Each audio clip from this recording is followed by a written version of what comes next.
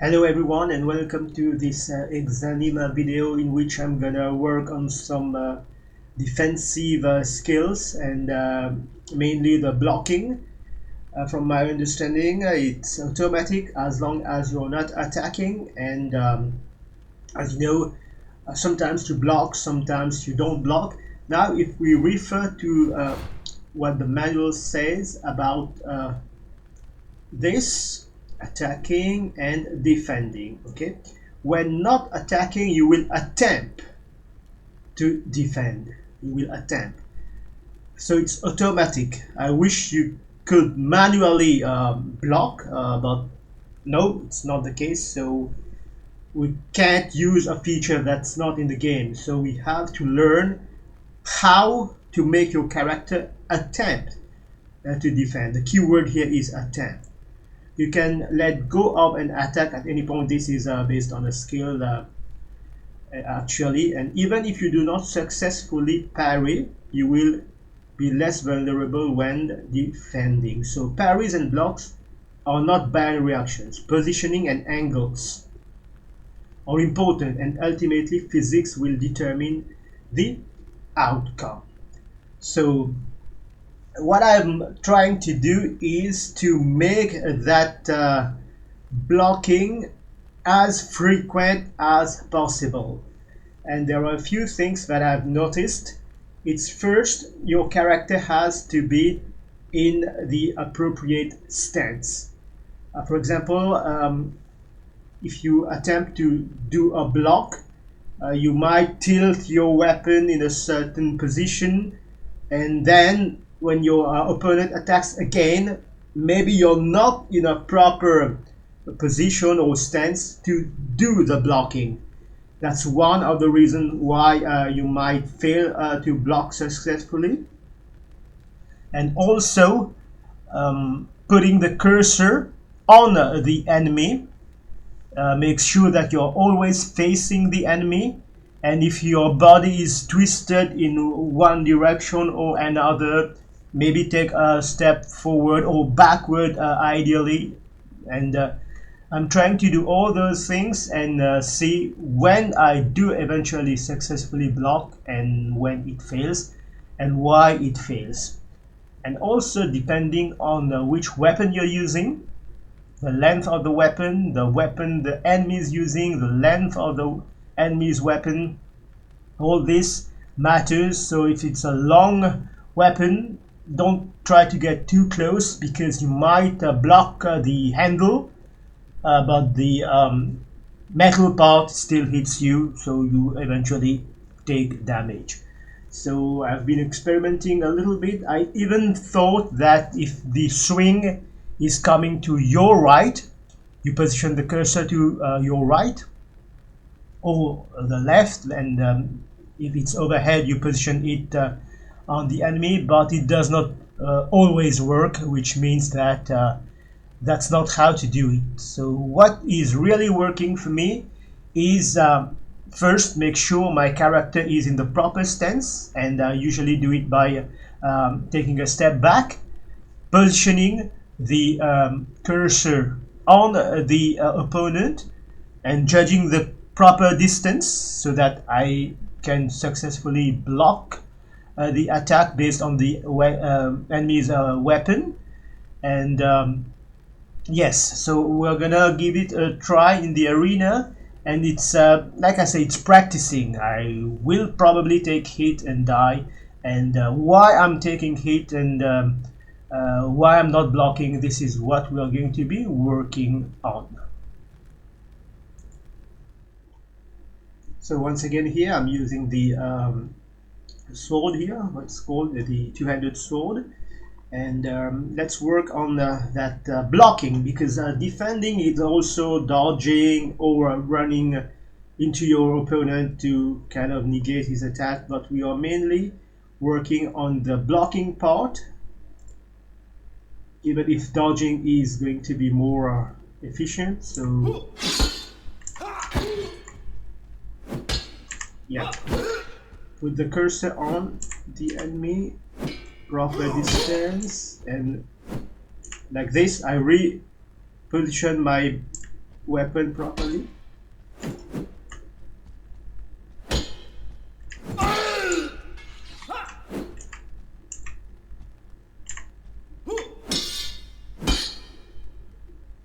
Like this, it's already in the proper position.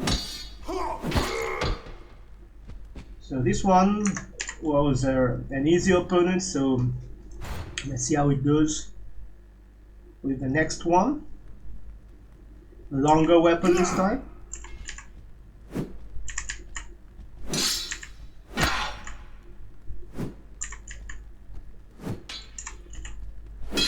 Yep, put the cursor on the opponent, proper distance, proper stance, like this. I reposition my blade properly.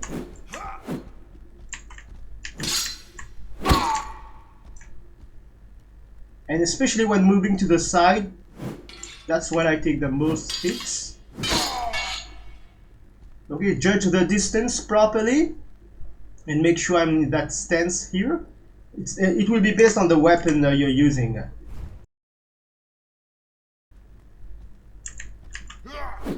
Let's see. Yes. Cursor on the enemy, blade or weapon in the proper stance, like this, and block. Okay, and there's a concept in Japanese swordsmanship, even if this is medieval swordsmanship, called zanshin, where you kind of don't stop focusing on your opponent until your shoe is down. Because many times I kind of exited combat mode only to find my opponent getting up. So zanshin in Japanese swordsmanship is to always be aware of what's happening around you. I don't know the medieval or non-Japanese term for this, but here. And also it's good practice. Keep the cursor on your opponent until you are sure, okay, there is no other danger. That's zanshin in Japanese swordsmanship. So next fight. Let's see. Yes. Blade, proper position, distance.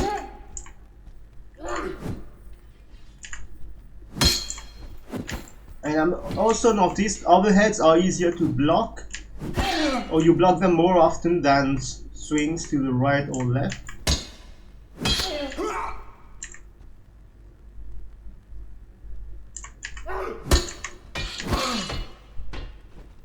Okay, so far so good. Once again, like I said, the proper body positioning. Keep the cursor on the enemy. Take a step backward, ideally, to reposition your stance. And let's see how it goes with the next one.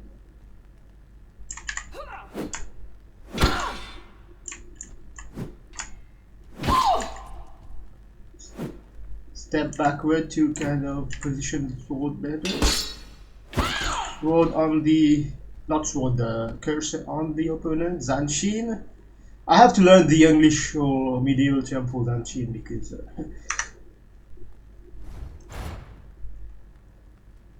let's see this guy here.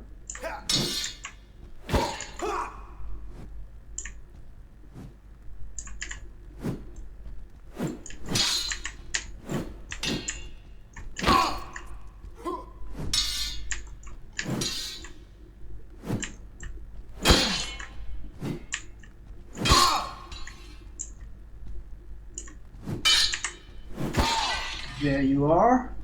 Once again, because his weapon was a little bit longer, so you stay back a little bit more so that you block the weapon properly.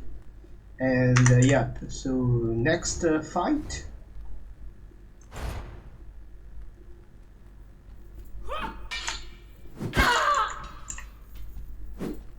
Position the blade properly again, like this, ideally with a back step.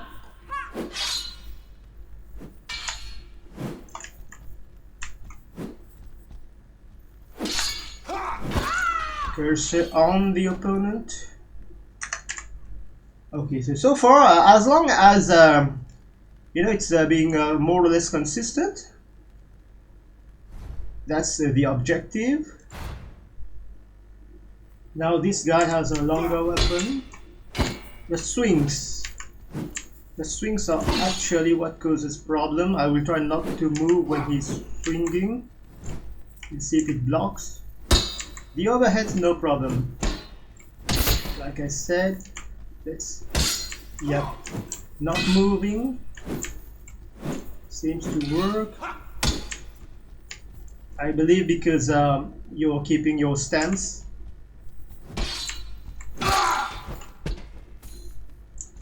Like I said, Zanshin. I thought he was dead, but no.